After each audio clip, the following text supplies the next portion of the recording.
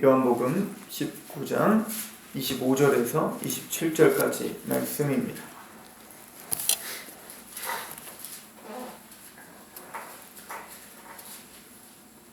구 장 25절부터 27절, 우리 25절부터 같이 봉독합니다. 시작.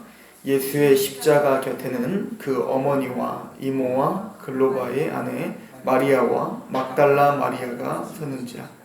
예수께서 자기의 어머니와 사랑하시는 제자가 곁에 서 있는 것을 보시고 자기 어머니께 말씀하시되 여자여 보소서 아들이니이다 하시고 또 그 제자에게 이르시되 보라 내 어머니라 하신대 그때부터 그 제자가 자기 집에 모시니라. 아멘.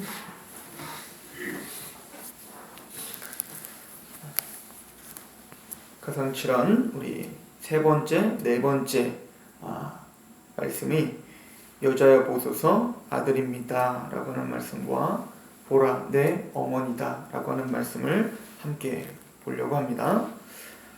요한복음은 특별히 예수님에 대해서 특히 신성을 부각시키고 우리가 믿고 있던 그 예수님, 십자가에 죽으셨다가 부활하신 그리고 승천하신 그 예수님은 바로 우리의 하나님이십니다를 강조하는 책입니다. 그래서 특별히 요한복음은 그 신성을 강조하기 위한 여러 가지 방법들을 사용하는데 그 중에 하나가 에고 에이미라고 하는 어떤 문장을 채택하는 거예요. 이 단어는 즉 I am 이란 뜻이에요. 나는 뭐뭐이다 라고 하는 단어죠. 그런 문장이죠. 이 말씀은 출애굽기에 예수님을, 하나님을 소개할 때 스스로 있는 자라고 할 때 쓰는 용어예요. 그래서 스스로 있는 자, 우리가 말로 스스로 있는 자라고 하는 단어를, 그 문장을 히브리어를 헬라어로 번역한 그 성경이 있는데 그것을 뭐라고 하냐면 70인역이라고 해서 그 당시에 초대교회 때 그 신약시대 성도들은 거의 70인경을 봤단 말입니다. 그런데 그때 스스로 있는 자라고 하는 그 문장을 에고 에이미, 헬라어로 에고 에이미라고 하는 단어, 그 문장을 써요. 그래서 이 에고 에이미라고 할 때는 그 모든 유대인들이 다 신적 말씀이라고 생각을 할 정도로 대단히 하나님에게만 쓰임받은 신적인 문체라고 이야기를 하죠. 근데 그 에고 에임이라고 하는 것을 예수님에게 적용해서 굉장히 많이 사용하는 것이 바로 요한복음이에요.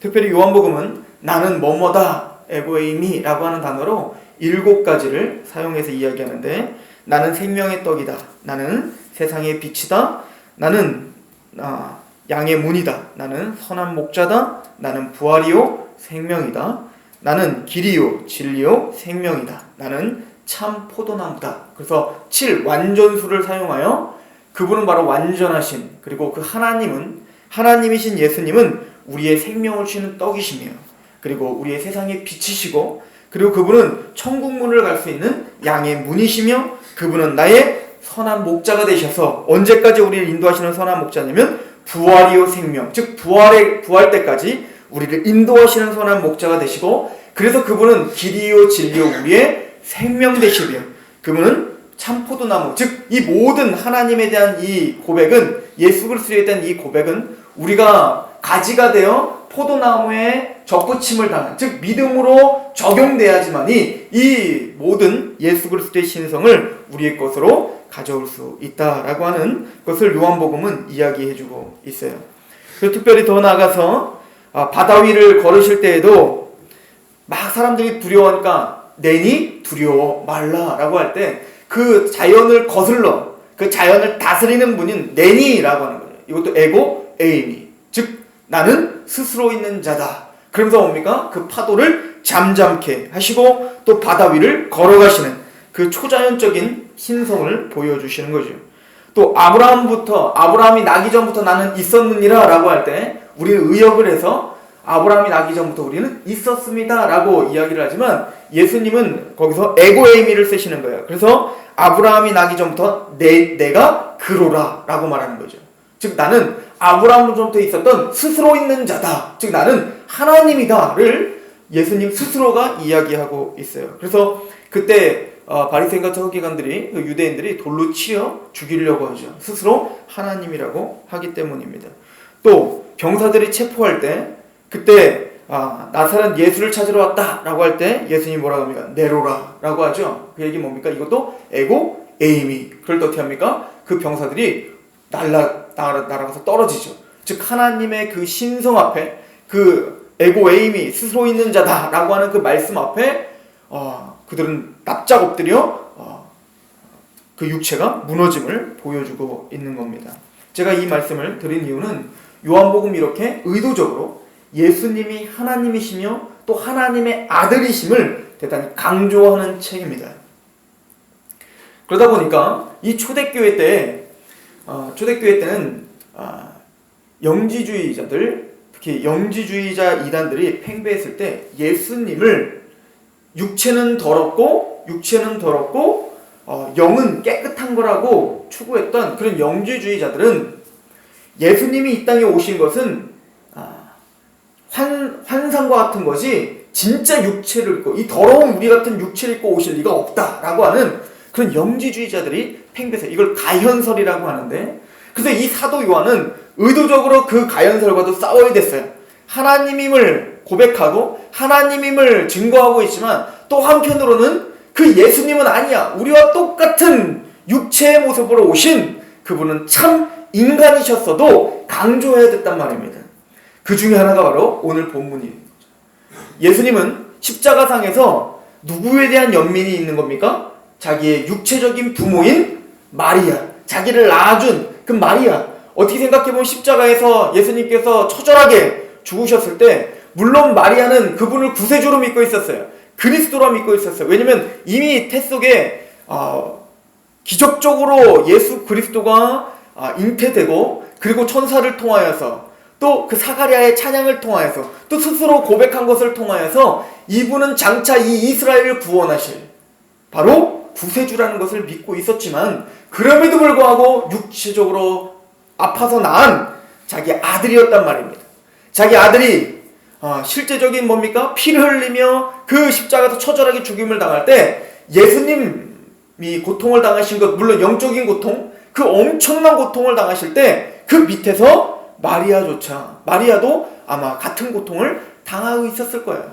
물론 불경하게도 신성모독적으로도 카톨릭은 이것을 마리아가 예수님과 함께 구속을 담당했다라고 하는 말도 안 되는 이야기로 사람들을 지금도 미혹하고 있지만, 우리는 적어도 이것은 인정할 수 있죠. 마리아가 얼마나 가슴을 찢으며 그 예수 그리스도를 바라보고 있었는지 우리는 이때 이 마리아의 믿음을 좀 봐야 될 필요가 있습니다. 마리아는 그러나 절제된 모습을 보여주고 있어요.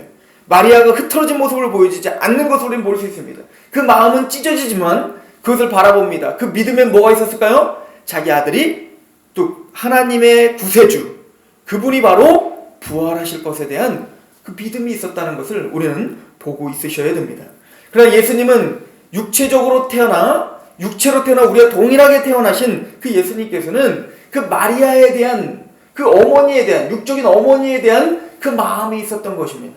그래서 예수님은 바로 그 마리아에 대해서 말을 합니다. 여자여 보소서 아들입니다. 즉 사도 요한, 그 옆에 있던 사도 요한을 보면서 바로 이게 바로 당신의 아들입니다. 그리고는 사도 요한에게 말합니다. 보라, 이분이 너의 어머니다. 이건 뭐죠? 이제 모든 크리스찬들은 다 마리아를 어머니로 섬기라는 얘기입니까? 아니에요. 이제 마리아를 봉양해야 돼요. 예수님은 첫째 아들이었단 말입니다. 그래서 실제적으로 아마 그 가정을 담당하고 경제적으로도 아마 책임을 졌던 분이었을 거예요. 예수님은 하나님의 일을 하기 위해서, 하나님의 뜻을 이루기 위해서 그 복음을 선포하실 때 너희의 자녀보다, 너희의 부모보다 나보다 더 그를 사랑하면 그건 합당치 못하다라고 이야기했어요. 이것을 오해하시면 안 됩니다. 그것은 부모를 버려도 좋다는 것이 아니에요. 그것은 자녀를 버려도 좋다는 것이 아니에요.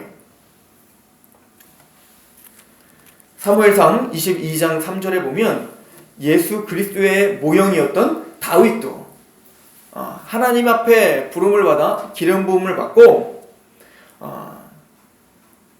힘있게 사역하려고 할 때에 사울에 의해서 핍박을 당하죠. 그리고 도망자가 됩니다. 고난을 당합니다. 그럴 때 다윗이 누구를 제일 먼저 챙기냐? 바로 부모와 형제들을 챙겨요.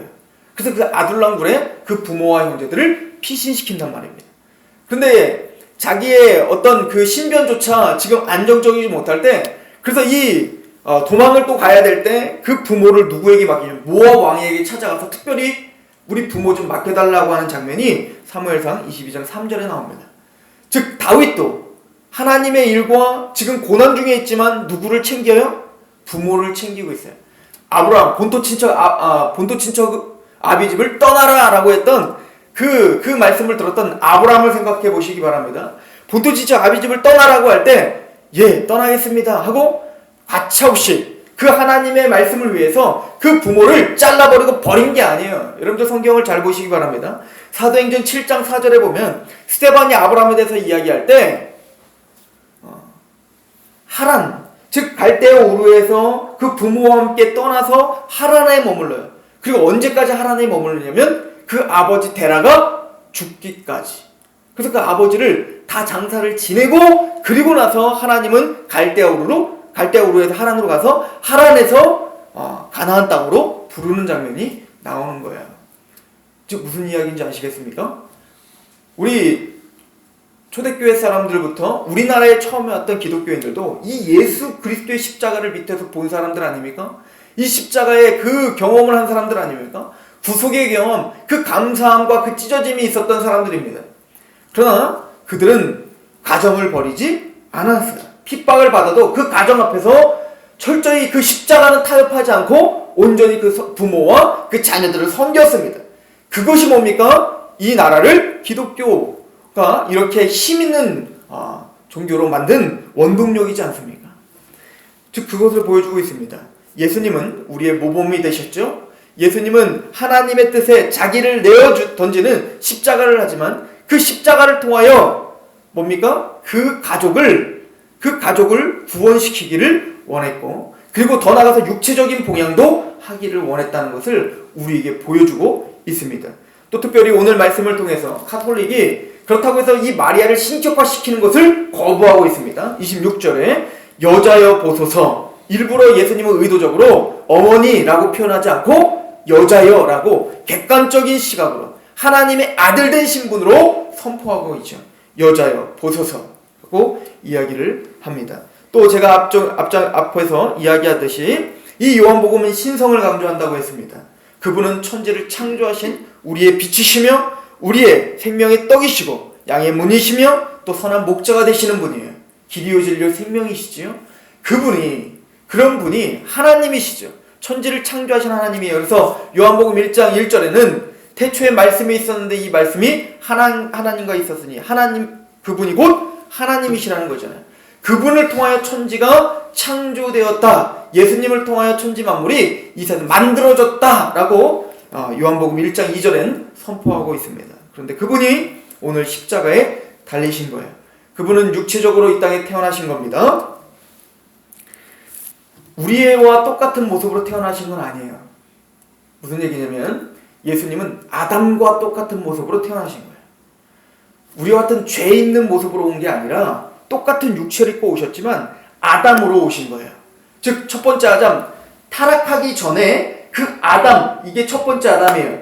그러나 예수님은 우리의 마지막 아담으로 오셨죠. 두 번째 아담으로 오셨죠. 즉 뭡니까? 타락하기 전 아담의 모습으로 오셔서 예수님은 이 땅에, 그래서 뭡니까?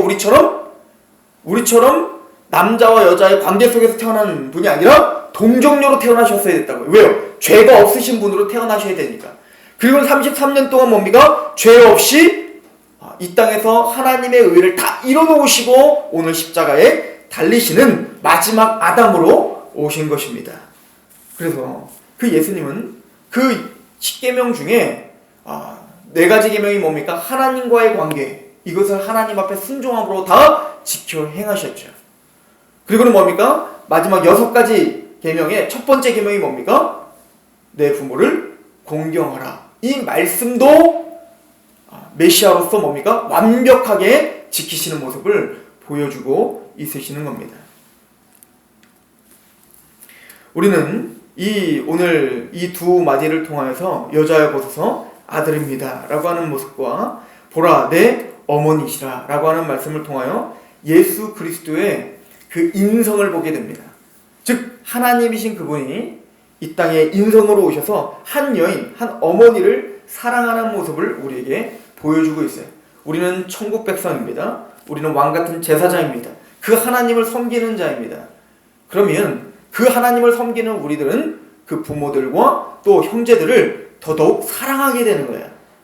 더 나아가서 이것은 하나님 앞에 그 예수 그리스도가 이 땅에서 보여주신 그 하나님이 우리를 위해서 십자가에 죽으신 마지막 아담이 되신, 즉 가연설이 아니라 우리와 똑같은 육체를 입고 와 우리보다 더 큰 고통으로 이 땅에서 처절하게 죽임을 당하신 그 예수 그리스도를 증명하는 말씀이기도 합니다. 우리를 위해서 그분은 우리의 생명의 떡과 또 빛이 되시기 위해서 그분은 우리를 위해서 그 몸을 깨트려서 죽으신 우리의 구세주가 되십니다. 오늘 여러분들은 어떻게 사시겠습니까? 그 예수 그리스도로 하나님을 믿는 그 믿음과 그 믿음, 그 사랑이 더 커지면 커질수록 우리는 보여지는 형제와 보여지는 그 부모와 그 자녀들을 위해 더 사랑해야 될 줄로 믿습니다. 그것이 고난을 살아가는 사람들의 모습입니다. 기도하겠습니다. 참 하나님이시며 우리의 참 생명 되시는 주님, 십자가에 죽기까지 복종하신 하나님, 하나님의 뜻을 성취하며 그 구체적인 방법으로 자기를 핍박한 그 군사들과 또 유대인들을 위하여 그들의 죄를 사하시기 위한 그 몸부림을 지셨던 주님, 그래서 그 평생 죄만 지었던 그 강도를, 예수 그리스도를 고백하는 그 강도를 오늘날 내가 낙원에 있게 하겠다, 너는 오늘날 내가 함께 있을 것이다 라고 그 약속을 해주신 주님, 우리가 그 죄사함을 받아 주님과 낙원에, 즉 생명의 책에 하나님의 천국 시민권자가 된 자들이 옵니다. 그런 하나님의 백성들이 오늘 어떻게 형제들을 사랑하고 오늘 어떻게 부모와 그 자녀들을 사랑해야 될지를 알려주시는 주님, 아버지여, 우리의 모든 것들을 희생하며 사랑하게 하여 주옵소서. 예수님께서 십자가에 지신 것처럼 나보다 남을 더 낮게 여기며 그들을 위해 살아가는 그런 거룩한 하나님의 작은 예수가 되게 하여 주옵소서. 그렇게 우리의 삶을 붙잡아 주실 하나님, 우리의 삶을 주여 위탁하오니 주여 안보하여 주옵소서. 예수 그리스도의 이름으로 감사하며 기도하옵나이다.